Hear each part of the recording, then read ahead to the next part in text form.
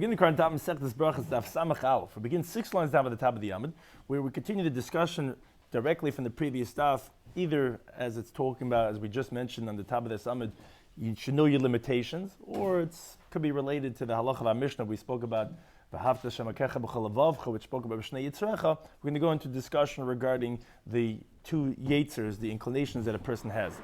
Some of the ideas we're going to speak about in today's daf is talking about the creation of Adam Chava, the prohibition of walking behind a woman, the explanation of the pasuk b'chol nafshecha, b'chol meyadecha. At the end, we're going to say the famous story of Rabbi Kiva that his flesh was combed with iron combs, and he was saying Shema, and also regarding certain things that are forbidden to be done opposite the Beis Hamikdash. Ashir is co-sponsored by Kalzach and Yecheskel, Daf Achayim, and Torah Anytime. Begin the daf. Garush Rav Nachman bar Rav Chisda.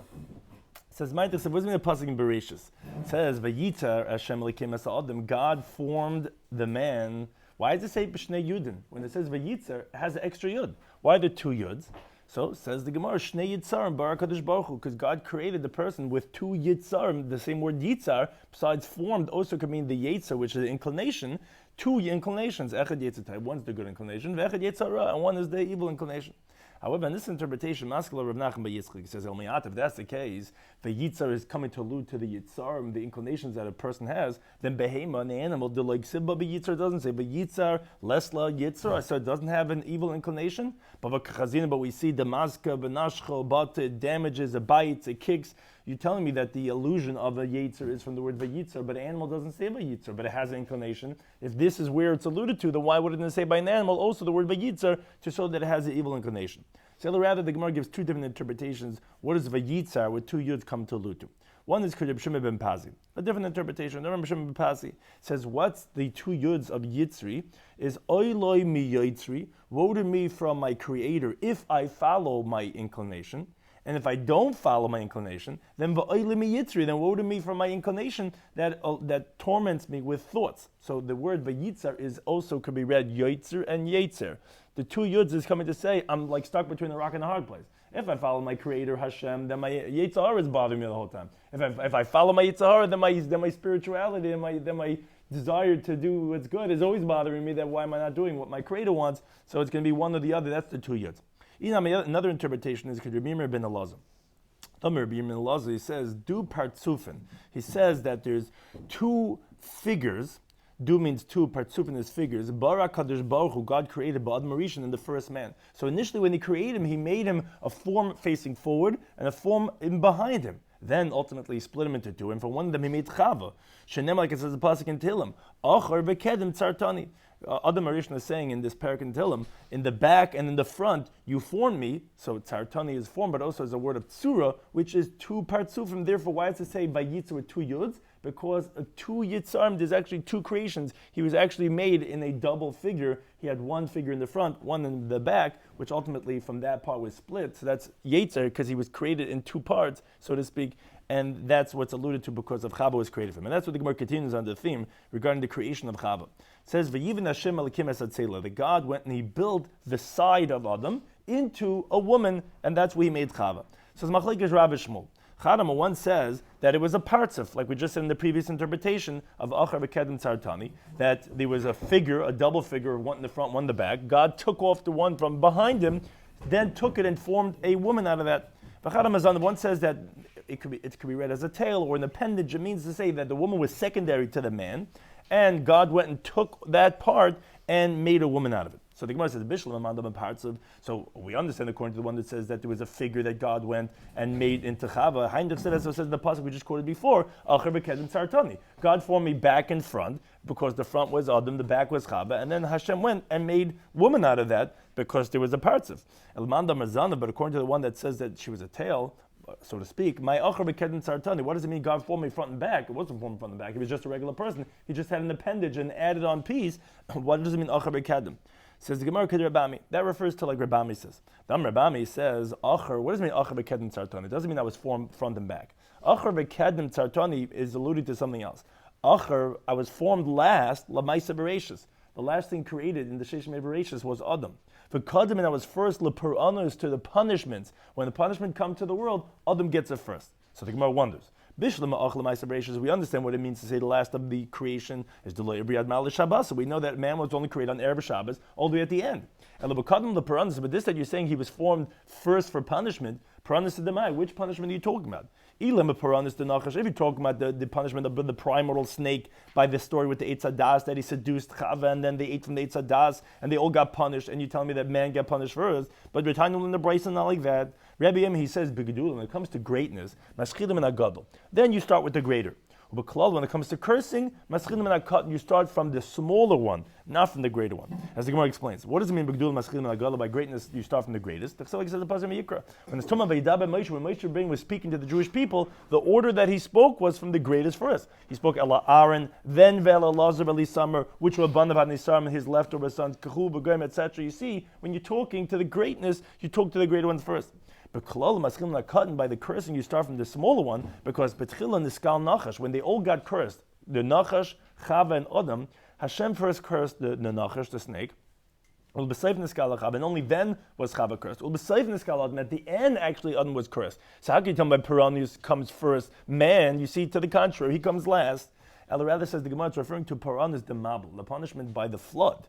So it says the passage in Beruchas Daf that God went and dissolved the whole living world, and that was on the face of the earth, from man until animal, which teaches Bereisha Adam, the first one to get punished was man, and then was animal. That's what the interpretation of the pasuk of Achar B'Kedem Sartani is, according to the Mandama, that says that Chava was a Zanav. It's not that he was created with a front and back, because it's not that there was two partsufin. No, it was that there was a tail, and Achar B'Kedem is referring to the last one to be created and the first one to be punished.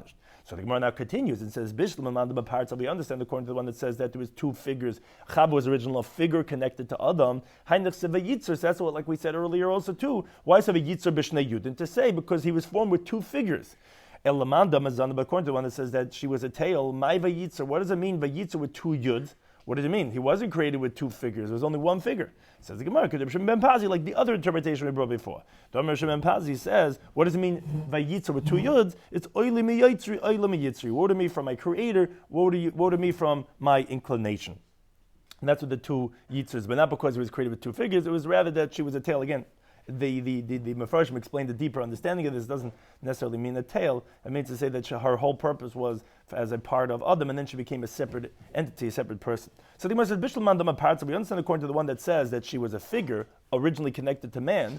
It wasn't in the pasuk of Bereishis, Zachar Nekeva Baram. The God created them male and female. That sounds like in the beginning when they were created. Initially, it was two because there was two. It was two people, two figures.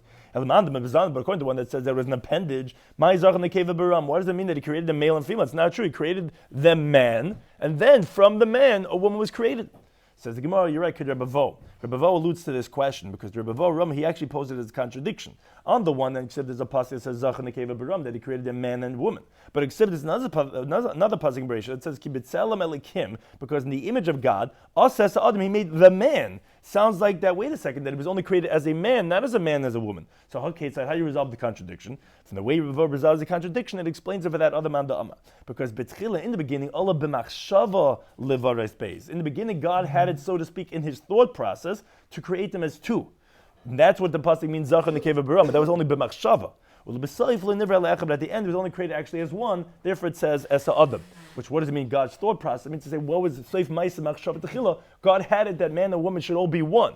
And ultimately, he went and made them as separate entities, but they are two halves of the same soul. That's what it means in these two psukim, but it's not a contradiction. Yeah, she was created as a Zanav.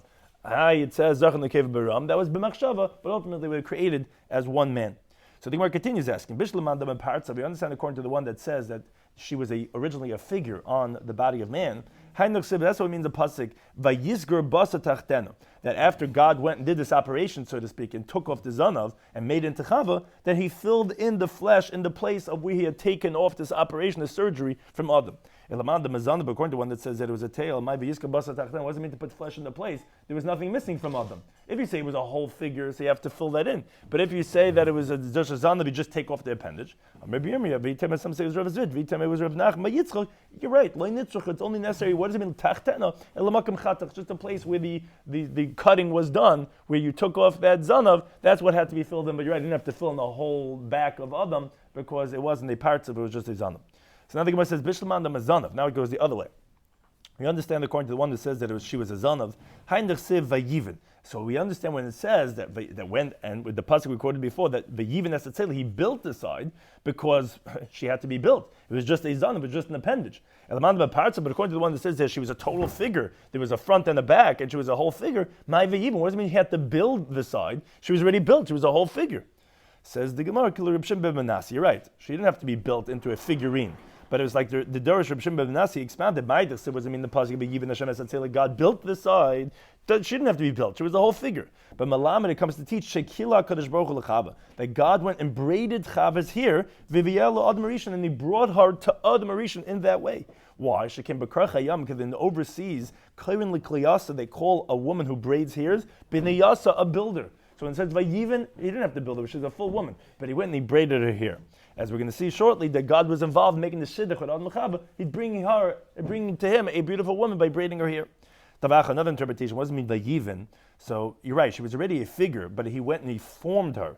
Amar Rav Chizda, Amar La Samsei B'Masnidet, was taught in a brayso. Malamed Shebena HaKadosh Baruch Hu L'Chava comes to teach that he built her, so to speak, God to Chava kibinyan oitzer, like a storehouse. So although she was a figure, but he went and then he shaped her when he took her up, because ma'oitzazeh, just like this storehouse, katzah milamala, it's narrow on the top, v'rachav milmata, and it's wide on the bottom. And why is it like that? Why do you make a storehouse like that?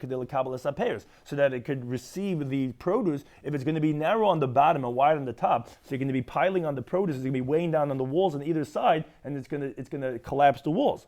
Af isha, so to a woman, is katzar milamala v'rachav milmata. She's narrow on the top and she's wide on the bottom, called like a pear shape, so that she could accept the child, the baby in the pregnancy. You need to have it that way that it could sit in the womb, which is wider on the bottom and narrow on the top. So that's what it means by Vayiven. What do you mean? He didn't have to, she was a figurine already, but he went and then he created her to be like a binyan noitza, that she should be in that shape. Now the pasuk says, it says that God went and built the side that he took from Adam into a woman, and it says there in the pasuk, V'viyel Adam, and he brought her to man. So I remember Yibrim Ben Lazar, what does it mean he brought her to man? Malamed comes to teach, Shenasa Kadosh Baruch Hu Shishbin, God became like the escort, La'adam Arishan, to the first man, to bring him to be involved in his shidduch, to bring him his wife. Mekan Lam the Torah Derech Etzem. Here the Torah teaches you the common proper conduct. Sheyarza Gadlam Katan B'Shishbin is that a greater person, a more prominent person, should be involved with a more lesser stature person by being involved with him, making him a shidduch. Val Yerela, it shouldn't be downgrading for him and embarrassing for him, where God was, so to speak, busy with the shidduch of man bringing him his wife. Now, the Gemara says, now once we finish this machlekes, we already explained why each pasuk is not difficult on the Tuman Amrim of how Chava originally was when she was attached to man, which is a parts of a figure, or was she a zon of? Now the Gemara asks an interesting question. Lamandam a parts of, according to the one that says that in the beginning, when woman was created, when she was together with man, before she was separated, one side was male, one side was female, she was a total figure. Which parts of which figure would go in the front? So you have two people back to back connected. Who would walk in the front and the other one following behind? So Rav Nachman Yitzchak says, Mistab, it's logical to say the Gavri Sagiberation, that it would be the man that would be walking in the front. Because the Tanya in the Brayse, Lo Yahalach Adam in this halacha, person should not walk achayri isha b'derech, behind a woman on the road. Even for his wife, it's not so appropriate to be walking even behind his wife. And therefore it makes sense that he would be walking and she'd be following, and not her walking in the front and him be following her. And the proof is, this is the proof that obviously the man was walking in the front. Now the halacha follows. What happens if he encounters a married woman on the bridge and she's in front of him? So the halacha is Yisal and this halacha, so that he should go and avoid her by going on the side until he passes her, and then he's in the front. And whoever goes behind a woman, which Rashi keeps on saying behind a married woman, the nahar, in a river, and in the river she picks up her clothing because of the water, and this man is looking at her, does not have a portion of the world to come. Which Taisa points out, if a person is accustomed to doing this, because that's going to bring to ways of adultery, and it's going to bring a person to Gehenna, so therefore the halacha is actually brought that one should not be walking behind a woman. Today's streets has its own set of challenges, but in the basic halacha, that's the concept that there is. Turn on, similarly, we learned in the Braysa, continuing on the same theme regarding looking at a woman. It says, Hamaratza mois leisha, if someone is counting out money to a woman, miyadai liyada, from his hand to her hand, or from her hand to his hand, and as the halacha brings it, kedela istakaba, because he's doing this so that he could look at her. Again, we're not talking about that at a glance where you're just counting out the money. His intention is so that he could gaze at her. then and histaklis always means to say a long steer. Even if he has in his hand Torah good deeds, Kameish Rabbeinu, lo yanaka medina shel Gehenna, he's not going to be spared from the judgment of Gehenna. How do we know this? Like it says the pasuk in Mishlei, it says yad liyad, hand to hand, meaning even like Moshe Rabbeinu, who he accepted the Torah from Hashem's right hand into his hand, lo yanaka ra, he's not going to be spared from bad. And the pasuk there is talking about a woman. What does it mean not going to be spared from bad? Lo yanaka medina shel Gehenna, he's not going to be spared from the judgment of Gehenna. Continue on this theme where we said that obviously the parts of Adam was going in front and Chava was behind, because you're not supposed to go behind even your wife. So Rav Nachman, he says, Menoyach, who was the father of Shimshon HaGibar, Ama Aratzaya, he was an ignoramus, meaning he didn't attend to Talmidei Chacham, and therefore he didn't know the brayso that we just mentioned before. You're not supposed to walk behind a woman, even if she's your wife. How do we know he was Nam Aretz? Because the pasuk says in Sefer Shoftim, V'yelech Menoich Achrei Ishta, it says that Menoich went behind his wife. You're like, why going behind your wife? You're supposed to be in front. Obviously it was Nam Aretz. So Maskell Rav Nachman Yitzchak, he says, wait a second. If that's the case, you're reading it literally. The pasuk Gabi Elkanah, the big tzaddik Elkanah, the chsiv, it says Vayelech Elkanah Achrei Ishta. Elkanah went behind his wife, which Tosfos points out that this is an error because there is no such pasuk of Vayelech Elkanah Achrei Ishta. But although he was a tzaddik, the Gemara brings another example anyways. V'gabi Elisha, the Navi Elisha, the chsiv says the pasuk in Melachim Beis, it says V'yakom Vayelech Acharei. He got up, he walked behind her. You see, he was walking behind her. I think it means literally behind her. The great Navi Elisha is obviously not walking behind a woman. And what does it mean he went behind her? It means he followed behind her words and her counsel. So therefore here also by Menoyach, it doesn't mean he was Nam Aretz, that he walked behind his wife. It means he followed her word, he followed her counsel, and therefore that has nothing to do with walking behind his wife, and therefore he wasn't Am Aretz. Now Amar Vashi, he says, however, but this, according to what Rav Nachman had originally said, that Menoyach Am Aretz, that he was an Am Aretz because he thought to interpret it literally that he was walking behind his wife. So if that was the case, Afila Beirav, then even in like what the school children learn in yeshiva in cheder, forget about a pasuk in Navi, he didn't even know a pasuk in Chumash. Shema says a pasuk in Bereishis. Vatakam Rivka Benara says that Rivka and her maidens got up. Vatervkavna ala Gamal, they rode on the camels. This was after Eliezer was taking them to Yitzchak to get married. It says Vatelachna achar ish, though on their camels they were going behind the man. And the inference is to tell you v'loy lifnei ha'ish, but not in front of the man. The pasuk is explicitly coming to tell you, and some want to say this is how Rebbeim is supposed to teach. When you read a pasuk Chumash to understand this, that you see that they were going behind the man, not in front of the man. To teach you would know the halacha that you're supposed to go not in front, not behind the woman, but rather to be in front of the woman. And therefore, if he literally means to say he went behind his wife, he doesn't even know a pasuk Chumash. Now the Gemara concludes, and he says, it's better to go behind a lion, v'loy acharei isha, and not behind a woman. Again, because of the inappropriateness of going behind a woman. Acharei isha, but it's better to go behind a woman, v'loy acharei akum, and not behind avodah zara, because of the lust of getting to the idolatry. And acharei akum, and it's better to go behind avodah zara, v'loy acharei beis hakneses, and not behind a shul, b'shor shatzib mispalim, when the tzibur is davening. Because if you're not going in, then it looks like that as if you're throwing off the yoke, as if you're disgracing the Beis HaKnesses, because what do you mean, everyone's davening in shul and you're just walking right by? So the Gemara qualifies, and these all are qualifications la halacha. But we didn't say that it's a problem, el delay dari midi, only if he's not carrying anything. But v'dari midi, if he's carrying something less lanba, we have no problem with that. It's not disgraceful because obviously he's not coming in because he's carrying something. So to we didn't say it's a problem of the leka pesachrin. There's no other entryway to the shul. V'yika pesachrin, but if there's another entryway to the shul, less lanba, we're not bothered by that. It's no disgrace because whoever sees him walking by thinks he's coming into the other entrance. Also, we didn't say it's a problem only if he's not riding a donkey. If he's riding a donkey, less lanba, we're not bothered by that because obviously we understand that he can't get off because he's busy with his donkey. He's not going to be able to just come into shul. Also, we didn't say this as a problem at the lemon of tefillin, only if he's not wearing tefillin.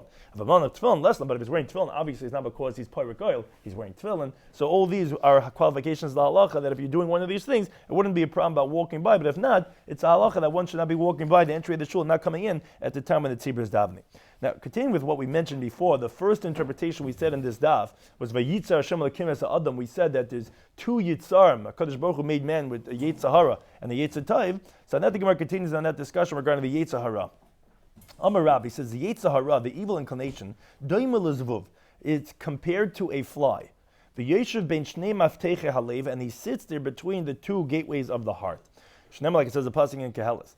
Zvuvi mavis, the flies of death. Yavish, they will corrupt. Yavia, they'll putrefy shemen rekeach, the perfumed oil. Now, the word yavia, it means literally to bubble, because any type of liquid that spoils, it makes bubbles. So therefore, this is the zevuve mavis, the flies of death, that refers to Yitzhar, that it putrefies whatever's good there, he makes that into bad.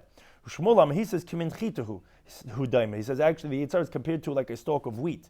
Shenemak, it says the pasuk in Beruchas, La Pesach, at the door, chatas roivet, sin crouches, but the word chatas is also from the same shorish as the word chita. So you see that the sin that's crouching there at the door as the Yetzer Hara is compared to a chita. Now, there's many different interpretations. What's these two opinions of the Yetzer Hara compared to a fly or compared to a stalk of wheat? Two of the more famous ones is that a fly resembles decadence. It's the most disgusting thing. Anything disgusting flies come to. The Yetzer Hara is decadent, is low, down, grade, or it's compared to a chita, which is like the knowledge of the Eitz Hadas. Say, yeah, I know better. I know where to get pleasure from. So that's the Yetzer Hara is saying, yeah, I know. Well, forget about this stuff. This is the way to get a pleasure. Either it's one of decadence, or it's a way of saying that I know better. Well, another interpretation is again similar, that a fly finds the negativity of anything. Even an aromatic oil, it knows how to find the spoiled element. That's the Yetzer Hara. He's able to find the negativity in anything. Or like a stalk of wheat, which again only thinks about itself. It's one individual stalk of wheat, saying I'm only concerned for myself, which is what the Yetzer Hara is out, for that selfish, egocentric type of pleasure. Again, those are two of the many interpretations. Why is the Yetzer Hara compared to a stalk of wheat or to a fly?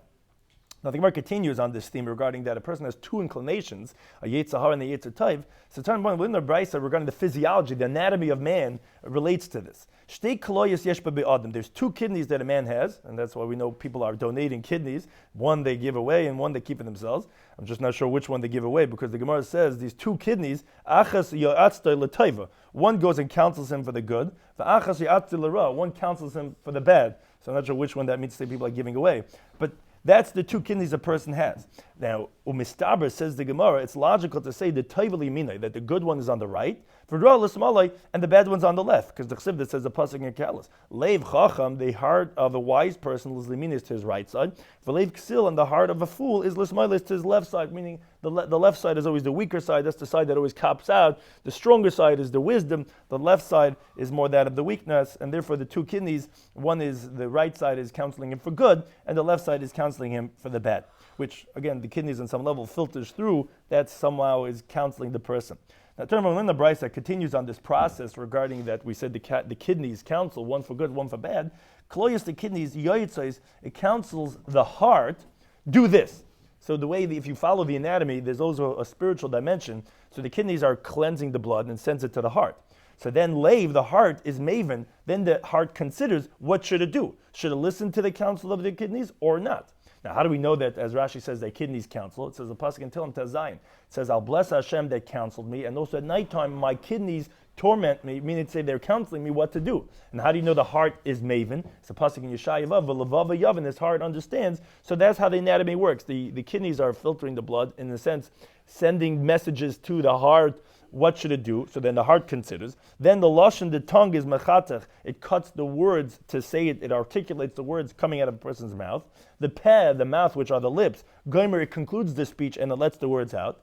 Veshet, the esophagus, which is the food pipe, machnes, it takes in, and some take out the word of maitzi. You don't want to be sending out food that way, but it could regurgitate. Is komeni meichel. That's where you take in all types of food. Kana, the windpipe, which is the trachea, is meitzikol. That gives forth the voice, which that's where you have the larynx, in the pharynx, in the trachea, and we continue to medbeis. The reya, the lung, is shoyavos komini mashkim. It draws all types of liquids, meaning even though it comes into the stomach through the esophagus, but the lungs draws the liquid through the abdominal wall. And that's what we know is to do vasa of the lingen. You know, they say there's water on the lungs because it draws the liquids through the abdominal wall. Kaved, the liver, is kayis, it gets angry. Mara, the gall, zairekas beitipa, it throws some of that gall into the liver, umanachase, and it calms it down from its anger. Tchel, the spleen, is either seichik, it laughs, or as some say sheichik, it grinds. Kurkavan, again, if you notice, we're talking about the anatomy of the person, it's talking about what each one of these do physiologically. Kurkavan, the gizzard in a bird, it's the equivalent of what the hemsis, which is the muscular stomach in an animal, it's teich and it grinds the food. Cave of the stomach is yeshena. It puts a person to sleep. When you eat a heavy meal, the stomach uses all the energy, and you don't have any more to stay up. It puts you to sleep. The after nose is neir. Actually wakes a person up from his sleep. That's why you put something by his nose, the person wakes up. Now, however, says the Gemara, neir hayashnav. Let's say that which is supposed to wake you puts you to sleep, or yashan haneir, or that which is supposed to put you to sleep wakes you up, so it gets reversed, and the sleep is coming from the nose, and the stomach is waking you up. Then the person is totally dissolving, and he's going to be dying very soon. Let's say both the nose and the stomach puts him to sleep. Both of them actually wakes him up. Miyad meis, right away he's going to die. Now, continue on this theme regarding, as we were talking about, regarding the Yetzer Hara and the Yetzer Tov. Tanya will learn in Brisa. Basically, the Yom says, Tzadikim, the righteous, Yetzer Tov shayftim. Their good inclination rules them. Meaning, the Yetzer Tov is in dominance, is in power of position. Shlomo says a pasuk in Tehillim. The libi and my heart, which is reference always to the Yetzer Hara, chalal is like it's dead, bekirbi inside of me because I could totally dominate him. Rasham, the wicked Yetzer Ra shayftim, the evil inclination dominates them. Shlomo says the pasuk in Tehillim, David HaMelech is saying that inside my heart there is, and I say there's a ne'um pesha l'rasha. The evil speaks to the wicked. In other words, the Yetzer Hara is telling the wicked person, Bekerev libi, inside my heart, it's saying, Ein pached elikim leneged einav. There's no fear of God opposite his eyes. In other words, the Yetzer Hara is telling him, you should not fear God opposite your eyes. So obviously we see the Yetzer Hara rules him until he distances him as if he's not afraid anymore from his creator. Now, beinim, those people that are somewhere in the middle, zev v'zeh shayftim, both the Yetzer Hara and the Yetzer Tov are both judges to go ahead and rule him. Like it says the pasuk in Tehillim.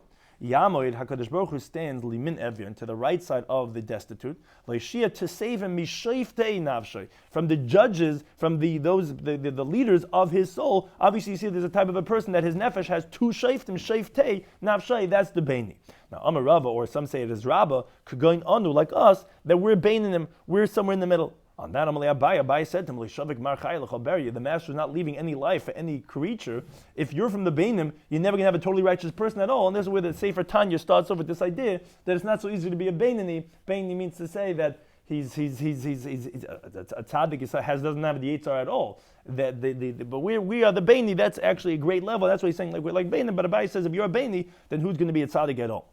A related discussion, continuing from Ba'amar Rava, says La'ivri Alma, the world wasn't created El Rishi Gemuri, only for the totally wicked, which that's referring to Olam Hazeh, because they don't have anything in the world to come, and they take all their reward over here, like as the Gemara is going to shortly say regarding Achav, who was a very wealthy and wicked king, that the Ben Hadad told him, your gold and your silver is mine, because he was very wealthy. We see that the wicked, the world was created for them. They get everything. Oi, l'tzadiki gemuri. Or the world was actually created for the totally righteous, which that actually refers to Olam Haba. Because in this world, they don't have anything. Like Rabbi Shloimy Schwartzberg, that the Gemara in Taina says that he had just a kav, a small measurement of boxer, of carobs from Erev Shabbos to Erev Shabbos, because in this world, the righteous don't have anything. So the world, which world are we talking about? Either this world or the next world, was either only for the totally wicked or the totally righteous.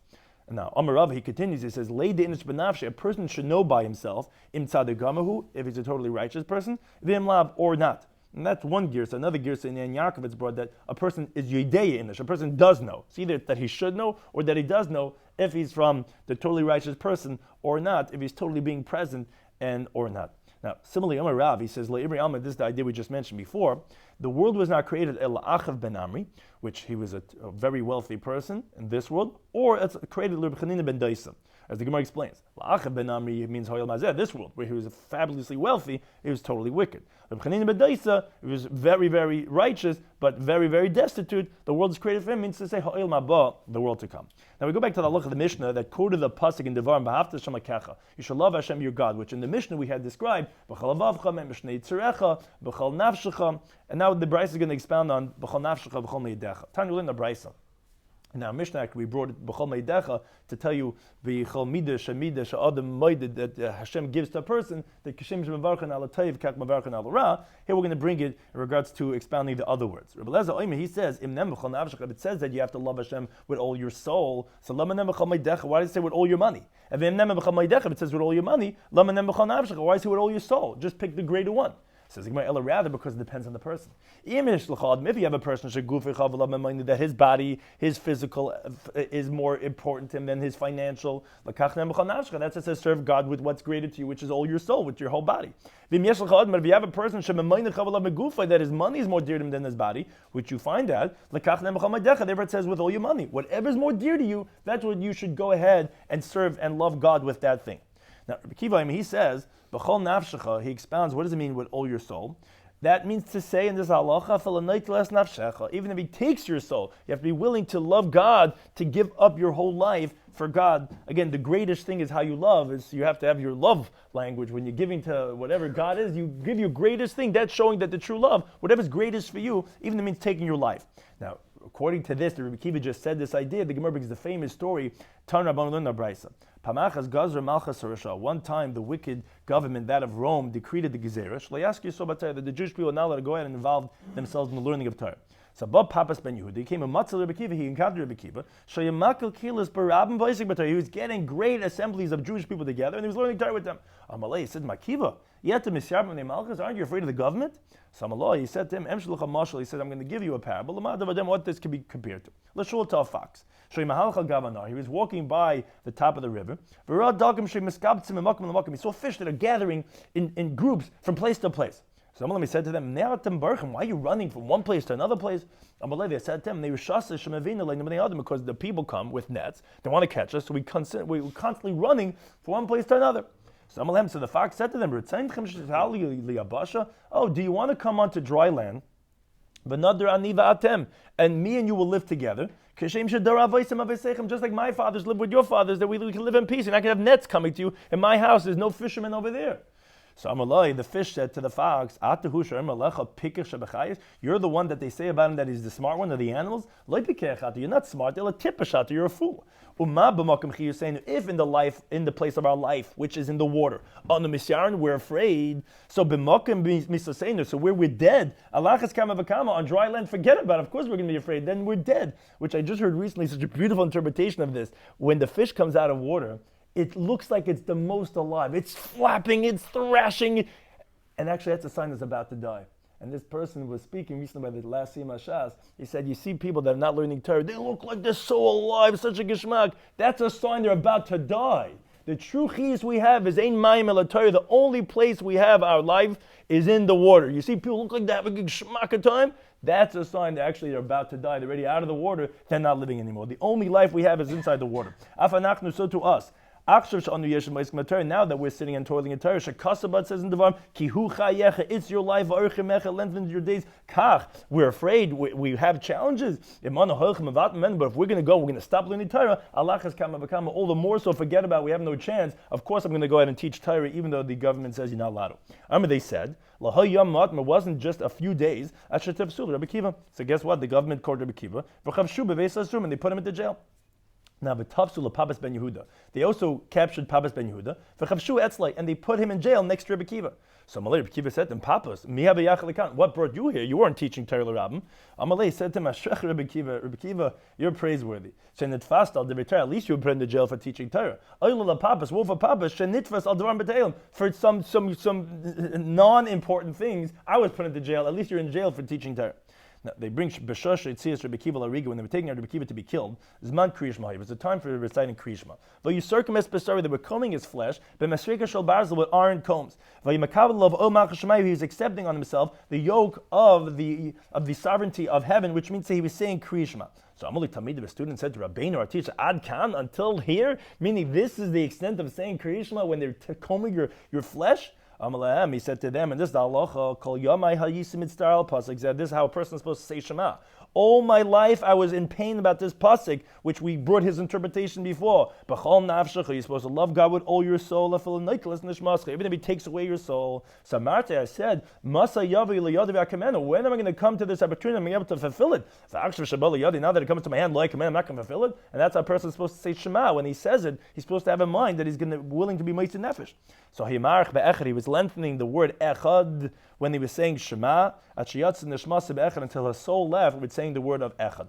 Yatsa Baska V'Amr, so a heavenly voice came out and it said, Ashrech Rabbi Kiva, how fortunate are you, Rabbi Kiva, Sheyatsa Nishmascha B'Echad, that your soul went out with the word of echad, because that's the purpose of this whole world. It's the unity. It's finding everything is God, the good, the bad, everything. That's exactly what his halacha was teaching. That was the Kabbalah Zalmach Shemayim. That was the Shema he was saying. It's echad. It's all one. It's all Hashem. Now, Amr Malach Hashar Savnei HaKadosh Baruch Hu, the ministering angels stand in front of God. Zu Torah v'zu schara. This is Torah and this is his reward. But the pasuk says in Tehillim, Mim simiyadcha Hashem, that they should die by your hand, Hashem. Not through the hand of flesh and blood. Mim simagrim, they should die like the pasuk says, Micheled, on their bed. How can you allow this, that he should die like in this unfortunate way? So Malami said to them, which is the end of that pasuk, Chelkam b'chaim, their portion is in life. As the Gemara says, Yatsa Baska B'Amr, heavenly voice came out and said, Ashrech Rabbi Kiva, how fortunate are you, Rabbi Kiva, She'atem mezumin l'chayir l'maba, you are prepared to the life, the real life of the world to come. This world is very small in comparison to the real reward which is in the world to come.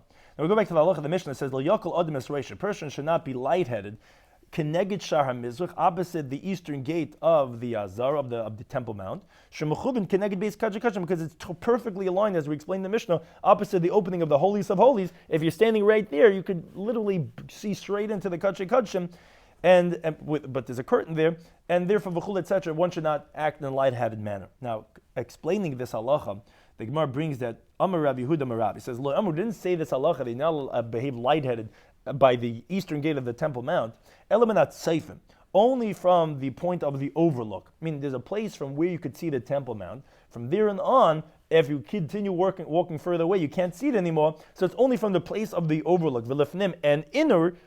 That's one element that it means to say then you cannot act lightheaded. And also uberaya. You have to be able to see the harabais from where you are. What does that mean to say? Of course, you're by the place of tzayfim is, let's say you're in a lower down place. So even though you're very close, but you can't see it because you're lower down, then that wouldn't apply. The halach of not acting with kalas roish, opposite the harabayas, is only if you're close enough that where you are you could see, and also that you actually literally could see, and you're not lower down that you can't see. So we learned that Hachim Rabbi Yechanan, Lo Amar didn't say this halacha that you cannot act with kalas roish, connected shar mizrach of the harabayas. Eliminat seifim lefnim. It has to be that you're from the place with the overlook that you could see harabayas, uberaya, and that you could actually see it. So if one is by Esha Torah, you're by that place, and you're by the tzayfim, you could see it, and you actually literally could see it. So then actually a person, the halach is being said, based on what we're seeing so far, that one cannot act with a kalas reish. But however, this halacha adds on a few more elements. Has to be b'she'en geder, has to be that there's no wall separating between you and the Temple Mount, and also the fourth one is b'zman sheshchin shayr, which would not apply today. It's only when the divine presence rests over there that the basic Mikdash is around. We should have it very soon, but as long as it's not around, this opinion says that the halacha of kalas reish does not exactly apply. Now, talking about in the Brisa, it's actually machlekes as it relates to another activity. Hanifne b'Yehuda. If someone defecates, he relieves himself in Yehuda, in Judea. So lo yifne mizrach hamayif, he should not relieve himself when he's facing east or west. Now Rashi goes a little detail to explain why that is. It means to say your back should not be to the east and your front to the west, or the other way around. Your back should not be to the west and your face to the east. And the reason is, as he explains, is regarding the geometry of Yerushalayim, was in Eretz Yehuda, there's a few different parts of Eretz Yisrael. There's Judea, there's Samaria, there's different parts, there's the Galilee. So the Yerushalayim was in the part of Judea, in the northern part of the land of Yehuda, which was by the part which was between the land of Yehuda and Shevet Binyamin. That's why the Beis Hamikdash was partly Binyamin, partly Yehuda. Now, the land of Yehuda, of Judea, was, the right of it was to the east until the end of Eretz Yisrael, and the left of it went to the west, to the sea over there, until the end of Eretz Yisrael. Now, the land of Judea was one thin and long strip going from the east to the west. So therefore, if you're in Yehuda and you're relieving yourself either facing east or west, meaning whichever your front or your back, you're automatically going to have that your naked part is facing Yerushalayim, either in the front or in the back, because again, it's one long strip, and basically, and Yerushalayim is some in the middle, so if you're going east-west, you're automatically facing Yerushalayim. So therefore, in Yehuda, you're not allowed to relieve yourself east or west. El tzafim v'darm. It can only be to north and south, as long as Rashi says you're not directly facing Yerushalayim, because you could be somewhere right beneath the Beis Hamikdash, Yerushalayim, and facing over there.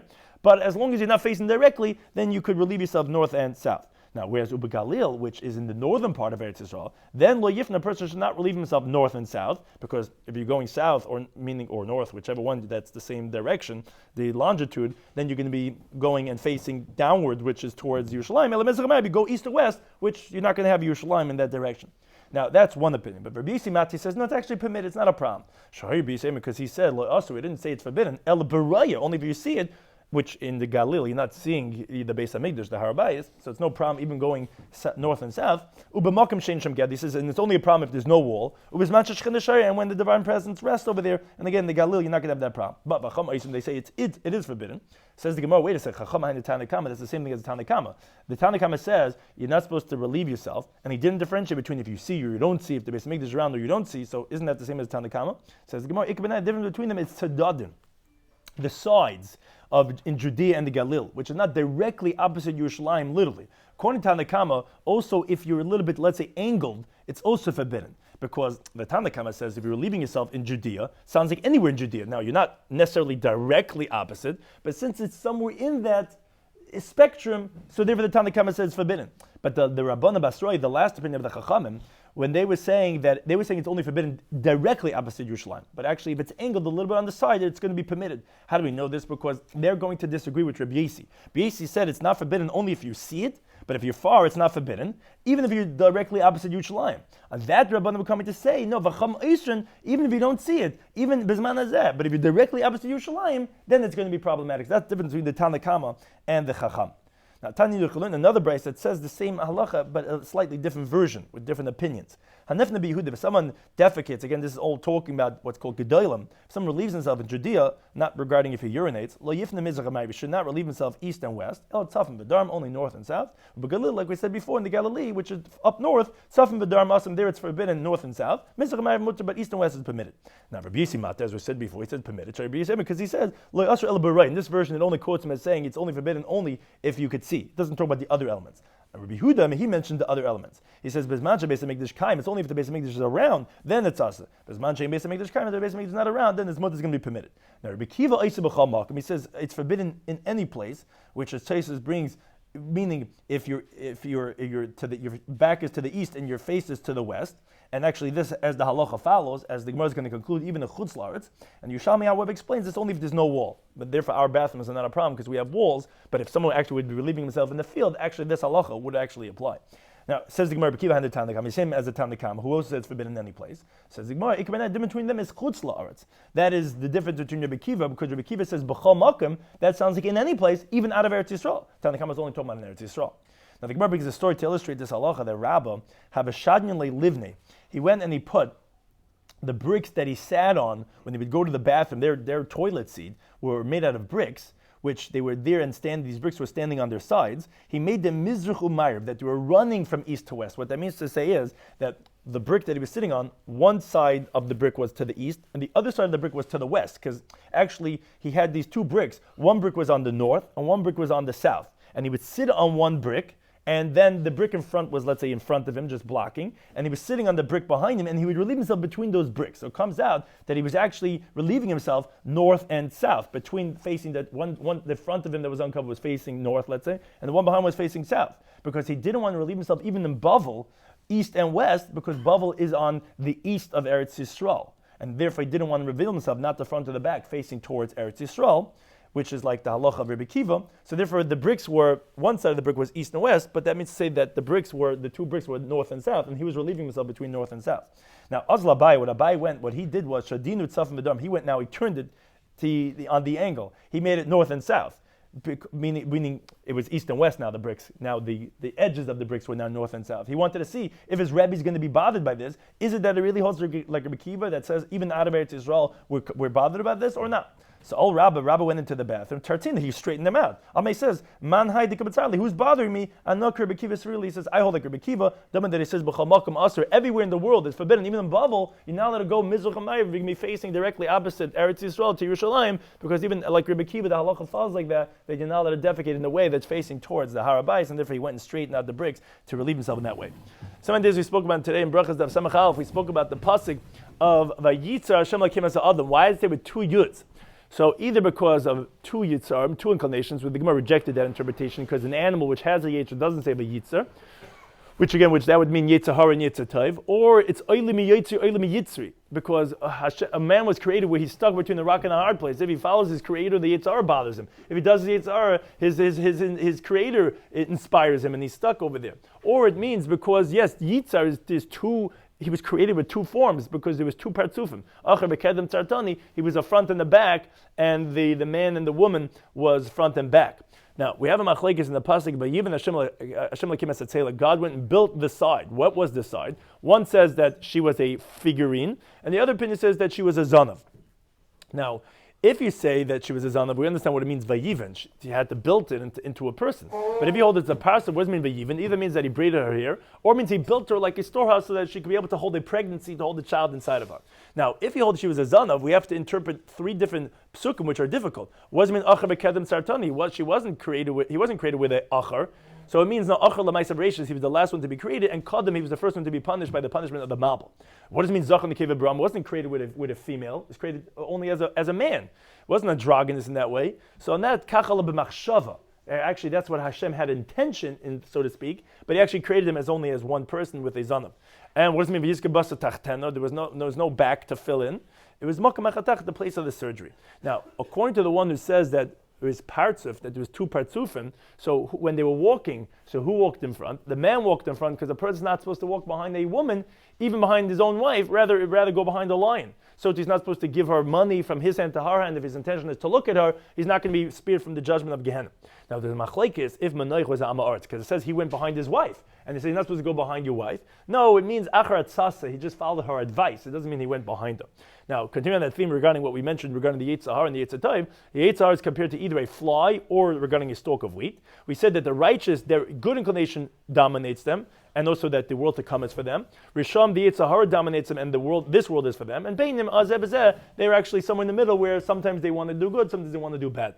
We also spoke about the pasuk v'afta shemekecha b'chol vavcha b'chol nafshecha. What is that b'chol nafshecha? For a person that his body is more dear to him. What does it mean b'chol maidecha? Someone that his money is more dear to him. Now, another interpretation of b'chol nafshecha is a afil neutral nafshecha. Even if he takes your life, which that was Rabbi Kiva's interpretation, is the story himself that was kol yama yisim mitzvah pasuk zeh, and he fulfilled it by saying echad as the Romans were combing his flesh. He was saying the parsha of Krishma.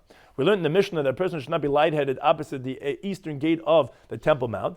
Now, we said that specifically if he's from a place where you could overlook and see the Temple Mount. And also they literally could see, whereas if you're low down you can't see it, then that halacha wouldn't apply. Additionally, others say if there's no wall, and only if the Beis Hamikdash is still around. We had many different opinions regarding the prohibition of relieving yourself out in the open. In Judea, you can't go east and west, because you're obviously going to be, we had a discussion regarding what about Tzadin, if you're not directly opposite, but it's in that direction. Some say, like Rabbi Kiva, you now do east and west, even out of Eretz Yisrael. In the Galilee, you can't do north and south. And some want to say, even by these halachas of defecating, it's only if you could see, if there's no wall, and if the Beis Hamikdash is still around. Thank you to anytime for hosting us.